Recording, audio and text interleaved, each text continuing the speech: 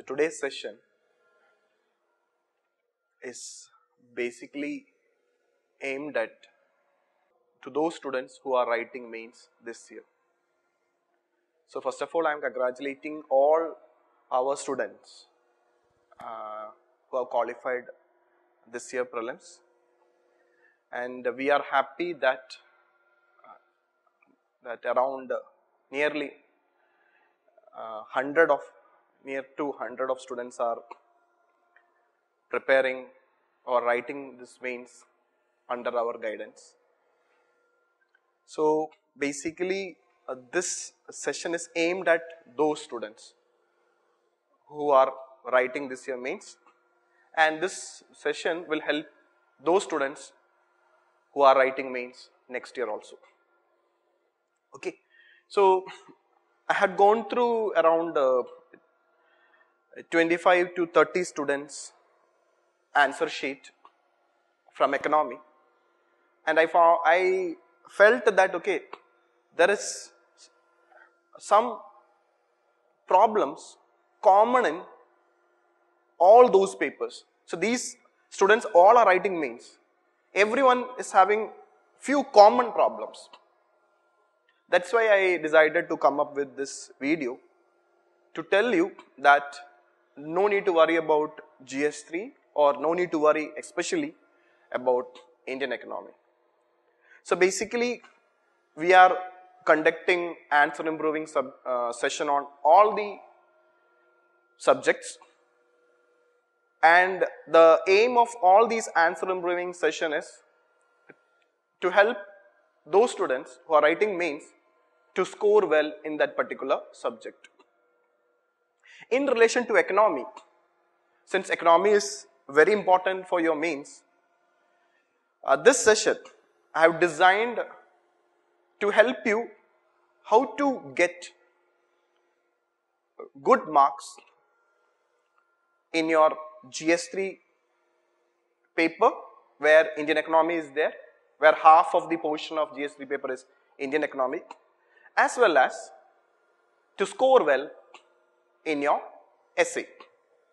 Now, so first I need to make you that okay, our aim or the institute aims from Indian economy that you can score around, see, there are 10 modules in GS3, there are 20 modules, so 10 modules are from Indian economy, so obviously there will be 125 marks questions from Indian economy. So we intend that if you follow the strategy which will be implemented in the next 60 or plus days or the next 50-60 days, definitely out of 125 marks you can score around 75 to 85. Okay, everybody will be shocked to see that how it is possible. I am telling you it is possible, because there are students who have scored around 130, 140 plus marks in last year GS3. Why they have scored 130, 140 plus marks in GS3 mains? It's mainly because they have done well from this particular section of Indian economy. They are done well in Indian economy. Otherwise, it's impossible to score 130 or 140 in GS3. So that is our one aim or one goal of this Indian economy answer improving session. Second is that if you see the last 5-year essay questions, why last 5 years? Because from 2013 onwards, with the introduction of new pattern of mains, that is from 2013, 14, 15, 16 and 17, that there have been one essay from economy. So if you are following this economy answer improving session, the strategy being discussed here, definitely if you are attempting that essay on that particular economy topic, which we intend to do, which will help you to do so, if you attempt, we will help you to score well. So we will help you to score 75 marks out of 125. So you know that essay marks are 125 marks each. So this getting 75 marks in one of your essay is also our goal of this particular session. Now keeping this in mind, so if you want to achieve this, okay, so please believe that this is possible. That's very important. Because people have scored it. If previously the toppers, if they have scored it, why not you? You can also score it, okay. So few requisites. So if you want to do this, if you are seriously want to score well, then you need to follow these, means you should have these prerequisites. One is, see, after reading all the near to 30 answer sheets, what I found is that many of you lacks content in relation to this particular subject. Because this subject is so dynamic and it's very difficult to get a standard quality material. So, first thing what I suggest you is that please rectify your content deficit. You need to have content, at least the topic mentioned in your syllabus.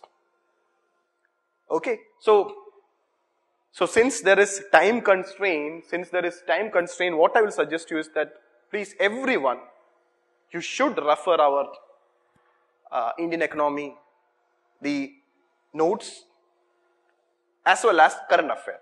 That's a requisite, okay. It's not a bulky material, it's a systematically collected standard information related with your syllabus.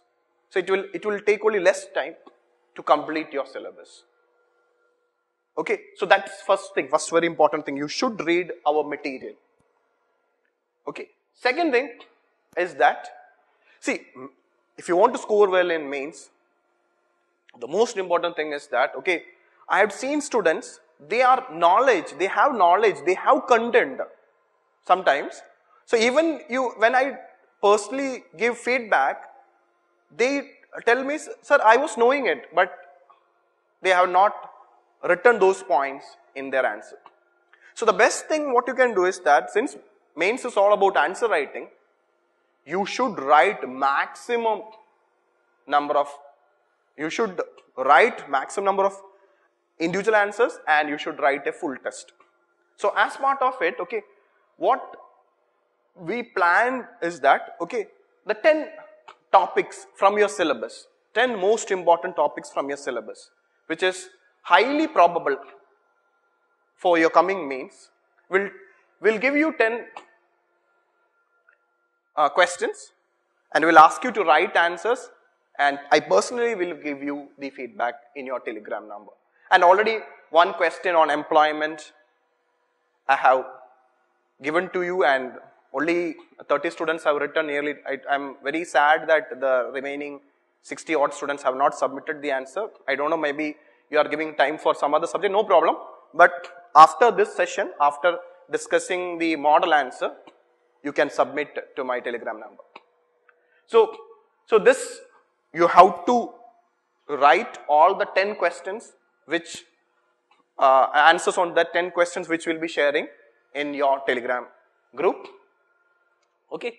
Now, while writing individual answers, okay, two common, I told you, common problems or common mistakes I have seen. One is that many students, when they write answer, they have copied the statement, 10 words or 5 words, means what is there in the question, just cut, copy and pasted in their answer also. Please don't do that, because there is a word limit is there, 150 words or 250 words. Don't waste your time or word limit, means words, don't do that, please. It is not going to benefit you. Please avoid writing the same thing in your answer. So avoid that.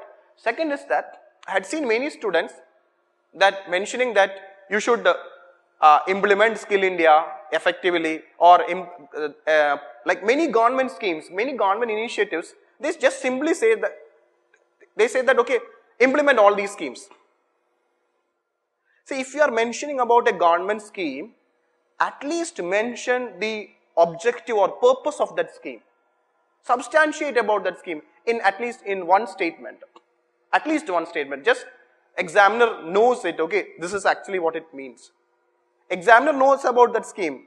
The evaluator knows about this scheme, but you have to write it.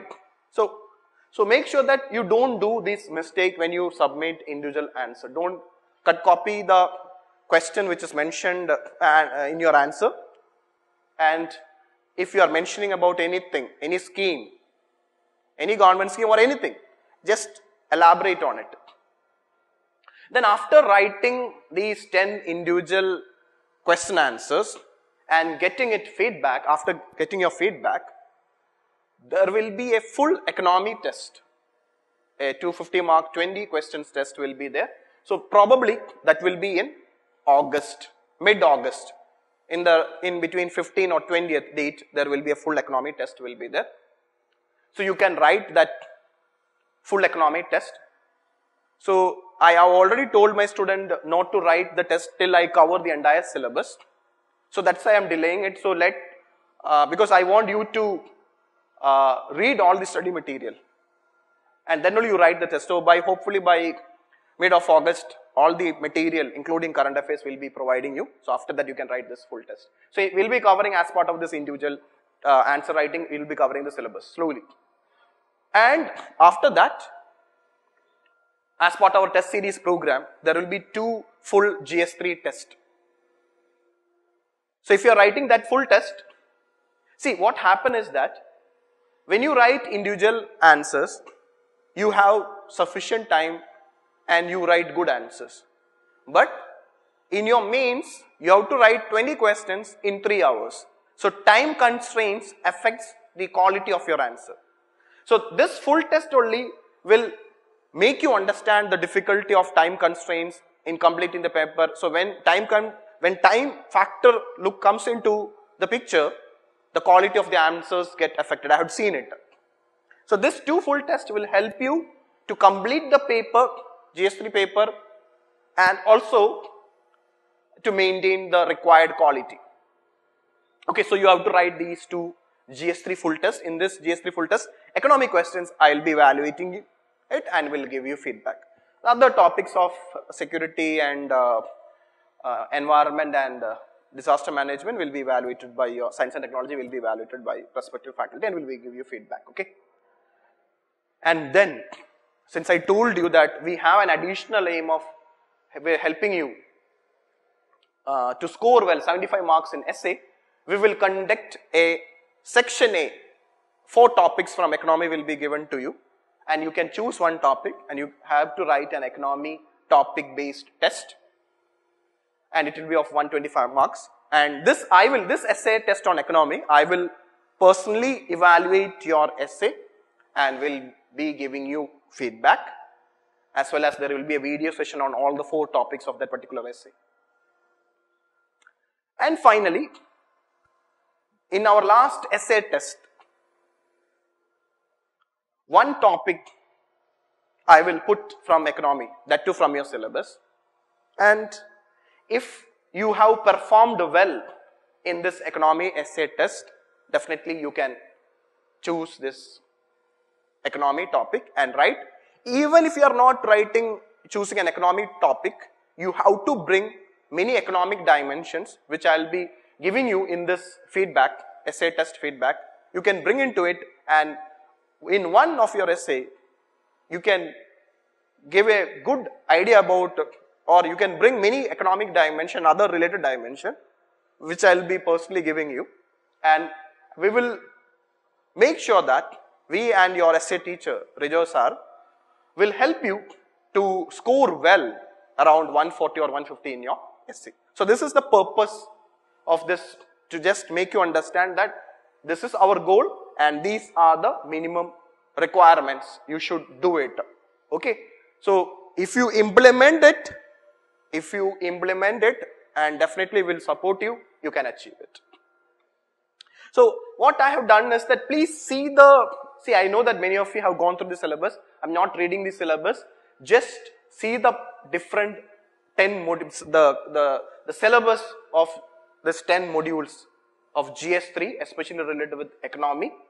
From these 10, you can see that a topic on which I am expecting on employment and growth is a high potential area, inclusive growth, government budgeting, agricultural topic, both are agricultural topic, even food processing. And then topics like land reforms, liberalization, industrial policy, infrastructure, investment model, okay. So these are the 10 modules from GS3, first 10 module, and there is a economic topic in your science and technology, 13th module, intellectual property rights, which I will be covering, and then a poverty topic, which is there in GS1 and GS2, I will be covering it as part of this, and then in GS2, under international institution, there have been a few important economic international institutions, financial international institutions, okay, that is WTO, IMF and World Bank. I will be covering this also. Okay, so from this 13 topic only, I will be giving you 10 individual questions to write and submit. Okay, so please go through this syllabus because we have to cover the entire syllabus. You can't miss even a single topic from your syllabus. Now, just see the questions from essay topics which was asked in these years from 2013 to 2017, okay. So I'm not reading I'm just showing you in 2017 there was an essay topic on farming, agriculture. In 16 there was a topic on how innovation is related with economic growth and social welfare. And in 16 there was a topic on jobless growth. And in 16 again there was a question on digital economy. And then in 15 there was a question on inclusive growth and capitalism. In 15 that was 15 question. In 14 there was a question on policy paralysis and how it affects the growth of our country. And in 13 there was a question on GDP, or whether GDP or as well as gross domestic happiness especially will be required for the well-being of a country. So you can see that in 13, 14, 15, 16 there were 3 topics from economy, and in 17 there is an economy topic. So just want to show you, so if this trend continue, then definitely there will be at least one topic on economic topic on essay. So we'll try to, those who are comfortable after this answer improving session, after writing this full test on economy, after writing an economic essay, and if you're scoring well, definitely you can choose an economic topic and I'll assure you that you will score well in that particular topic. Now, we'll come to the this answer, so when you write answers, okay, so when you are writing answer to a question, okay, see, I always say this to the students, I'm repeating again, please don't write what you know. Write to the demand of the question. Write answers to the demand of the question. What is the demand of the question? So if you are not writing to the demand of the question, you are not going to get any marks. Please try to understand it, okay. Don't think that, okay, you have written 200 or 250 words, UPSC will give you some marks. No. If it is not to the demand of the question, you are not going to get any mark. So in that scenario, to understand the question properly, to understand the demand of the question, I will suggest in quick manner, without taking so much of time, read a question 2 times and underline the key word, the key demand of the question. After reading a question 2 times and after understanding the key demand of the question, then I will tell you, mentally structure your answer. Don't structure in the paper, you mentally structure, okay, how my answer will be to this question. Now definitely, this new pattern of mains question will be having a 2-part or 3-part. It will be, the question will be, you need to address 2 or 3 part to the question. Normally, a common mistake student does is that they don't balance the the demand of the question. Either they will write only 1 part of the question, or they will write only 2 part of the question. If there is 3 part of the question, you will miss 1 part. So don't do that. If you want to score well in every answer, you need to answer to all the part of the question. So that this structuring of your answer by knowing, okay, what should be your body. Then, if you are answering to all the demand part of the question, then definitely you can score well. So I'll suggest is that since there is a word limit is there. You have to write economy in 150 words or 250 words, and you have lot of content with you. I will suggest you to write answers, economy answers in point wise. Those who wish to write in paragraph, they can do so, but I've seen that when you write in paragraph form, you will write only a few points and you will touch your word limit. So in economy, you can follow this strategy, write in points. So for me, I ideally believe that your structure of your answer should be having a small introduction to the topic, to the demand of the question, and find out your body should have 2 part or 3 part depending upon the demand of the question. If the question is having 3 parts, your body should have 3 parts. If your topic is having 2 parts, your body should have 2 parts. So based on that, and then write to each part the points which you know as per the demand of the question. And finally, make sure that you write a conclusion for every question. If you are not writing a conclusion for any question, definitely you will miss maybe half marks or 1 marks. So don't do that. So when you write the remaining 9 answers, many of you have submitted first model answer on first model question, you have answered it on employment. So make sure those are not written, you submit to me after this discussion on employment. And rest of the students, when you write it again, make sure that you have a structure like this, a small introduction to the topic and a body part depending upon the demand of the question. So you underlined and you structured it, and finally you conclude it. Now we'll see that, we'll solve a question and we'll see that whether these ingredients are there in this particular question answer. Now this was the question I asked you to write as part of your answer improving session. The topic was employment. The topic is about employment and it's there in your syllabus. The question was like this. It was a 150 word 10 mark question. The question was like this. Okay, many students didn't understood when they was not able to understand the demand of the question. They thought that this was a question on employment. Some people thought that this was a question on skill development. Some people thought that this question is about unemployment. But actually, you will see if you read the question carefully 2 times, you will understand that this question is about employment definitely. But the question is like this: creation of employment opportunities and creation of employable youth population should go hand in hand. Do you agree with this view? They are asking you, do you agree with this view? Give arguments in favor of your answer. Now if you read the question, this question has 2 important parts. One is, you have to underline that creation of employment opportunities. Second is creation of employable youth.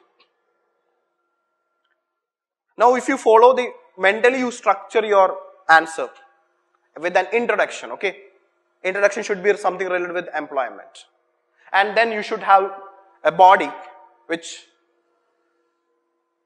we have to relate it with this creation of employment opportunities and creation of employment youth, and finally a conclusion. Now see, for me, see, I'm just giving you certain data, okay. This is just a model, okay. Just don't copy this answer. You can write a much better answer than this.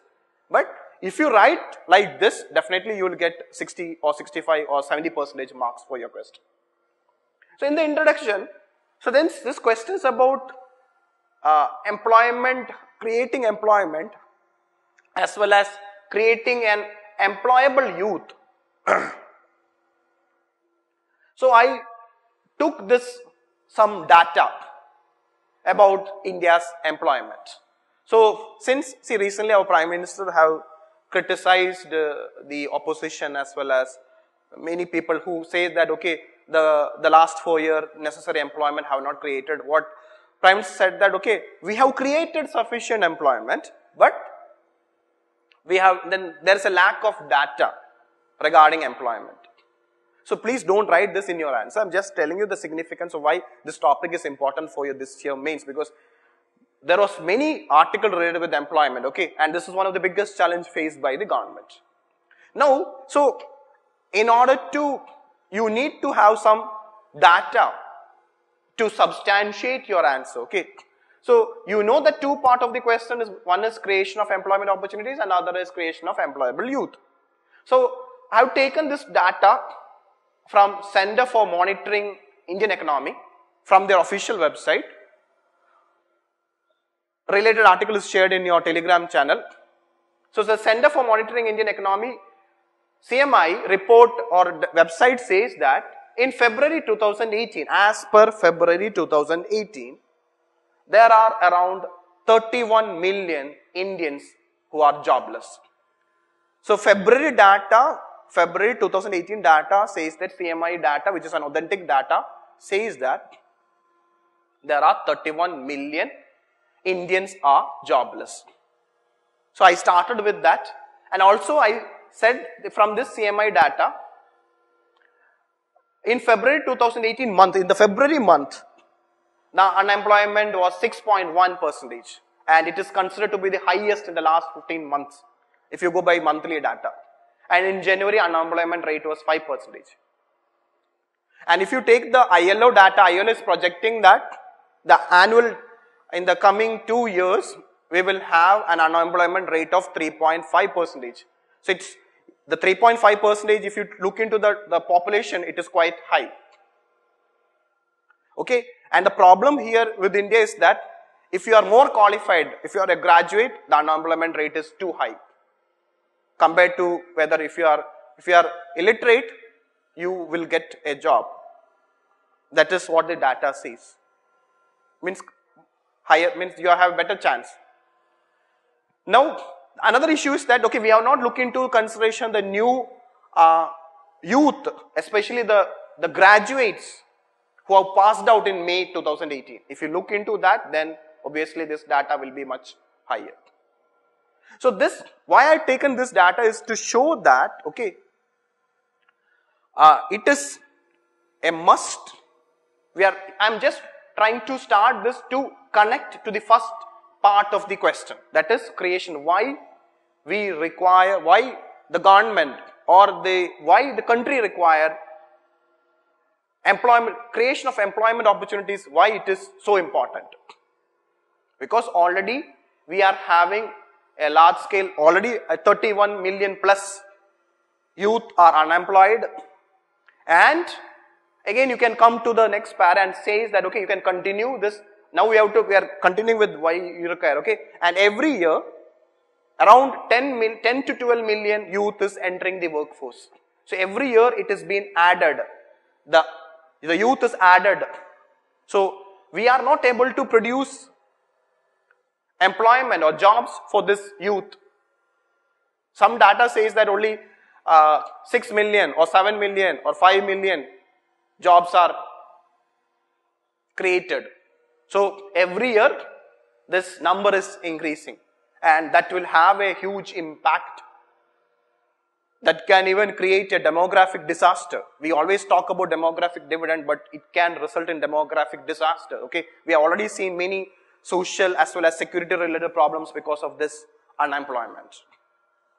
Now, because of all these factors, it has become necessary that the government as well as in association with the private sector have to create employment. Now, from where these jobs will come, from where you can create the jobs, such large number of jobs.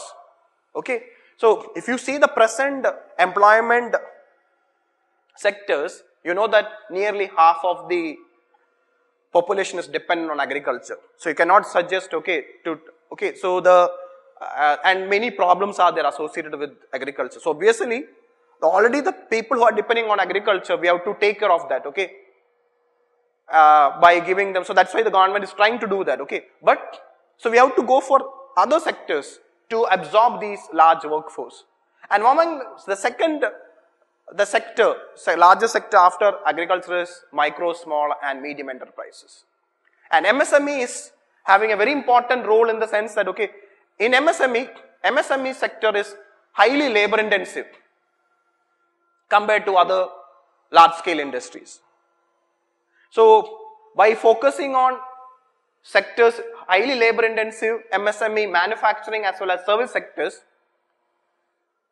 as also by if you look into the most of the employment, many are self-employed, okay. So, the job should be created in these sectors, labor intensive sectors like many things are there, okay, for skilled and unskilled, so you have to mention it. For unskilled or means those who are not that much qualified, educated, there are leather industries are there, footwear industries are there, leather and footwear industries are there, apparel industries are there. You can create jobs over there because there is a huge opportunity for the India presently because of China ceding the space, or means because China is now not focusing on these sectors. Okay, so India has a good export market. So since we have a good export market, there is a great opportunity that in these sectors we can create jobs. Like that, there are many sectors are there. Mention about it. So focus should be on MSME, self-employment. You can mention many sectors, what you feel. I'm just taking few sectors. Okay, so for that, to achieve this, what the government have done? What are the government initiatives to create employment in these sectors? For example, in MSME sector, to help them financially as a startup funding or seed fund, okay, we have many schemes like Pradhana Mantri Mudra Yojana. So you have to mention about, okay, so I told you, don't say that to create employment opportunity in MSME, PM Mudra Yojana should be implemented. Explain what is PM Mudra Yojana, how it will help in increasing more MSME enterprises, how it will help in creating new self-employed entrepreneurs. And you can also talk about Stand Up India, which is again creating new entrepreneurs from the weaker section, especially women, scheduled caste and scheduled tribes. So you are addressing the first part of the question. So it's must that we have to create employment. We have to create employment in those sectors where it is highly labor intensive. And government alone can't do it. Private sector also have to be a part of it. Now come to the second part of the question. That is creation of employable youth. So from the word itself you have to understand that the youth which we talked about, that around 10 to 12 million youth which enter the workforce every year, the biggest problem with them is that they are not employable. They don't have the requisite skill to do that job, and there lies the biggest problem facing the country. So the data says that only 2.5% of the youth is skilled, the remaining are not skilled. So the reason why the youth who enter the workforce is less skilled is that in our educational curriculum, we give more emphasis on degree. We give more emphasis on getting good marks. We don't give emphasis on skill creation or skill enhancement or skill development. So the educational curriculum have to change. So because of this highest degree means emphasis on scoring good marks or getting degree with good marks and not giving importance to creating skill, what has happened is, at one side we are having large number of unemployed educated or educated unemployed youth. At the other side, industry is short of skilled professionals. So there is a employability gap is there in India. Industries, and this gap is widening, means it's getting wider. So you should say that an economy like India which try to grow and make to in that developed league, if a country like India to become a developed country in a longer term, or it will take a long time obviously, or if you want to grow at a higher pace, at a double-digit growth rate, this concern has to be addressed. Okay, the constant supply of skilled manpower is a necessity for a growing economy like India. So the focus should be, especially in the educational curriculum, should be on, the stress should be given on vocational training as well as skill development. And it is said that presently among the Indian workforce only 10% is getting skill training. So within the Indian workforce only 10% is getting skill training. And we have new opportunities presently in the globalized economy, where now knowledge matters, where everything, your intellectual property matters, your knowledge, or where the economy can grow tremendously with innovation and other things. And with the emergence of these new collar jobs, this is a new term, okay. So we know about blue collar jobs, we know about white collar jobs. Now emerged in the recent few years because of the technology disruption, or with the creation of new technology, we have joined a new, means that there is a new job opportunities is there in the form of new collar jobs. The jobs, the opportunity which have created by artificial intelligence, Internet of Things, data analytics or big data, have given a good opportunity, especially to create jobs in these sectors, new collar jobs. And since India is having such educated graduates, we can utilize this, the global demand, many youth is required and many opportunities, job opportunities is there in the new collar jobs. So if necessary skilling is done through our educational curriculum, we can get a good portion of this new collar jobs, and that will help India to be a global player. And for this to happen, we need to make our workforce industry ready. What is the demand of the industry? What is the demand of each new sector, new job opportunities? So ultimately, the aim has to be to have a industry required or industry ready workforce. So that is the second part of the question. You can write only in points, okay. So recently, as part of creating more employable youth, that is creating skills for the youth, the present government we have a separate Ministry of Skill Development and Entrepreneurship. We have a ministry. Recently we have a Skill Development Ministry and Entrepreneurship. See, from the term itself you understand this ministry will focus on skill development and entrepreneurship.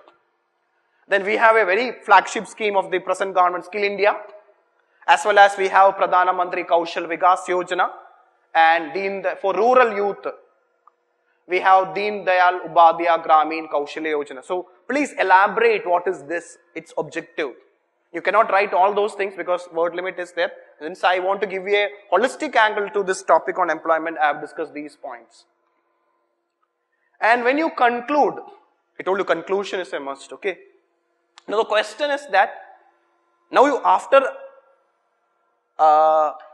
reading the question is that both creation of employment opportunities and creation of employable youth should go hand in hand.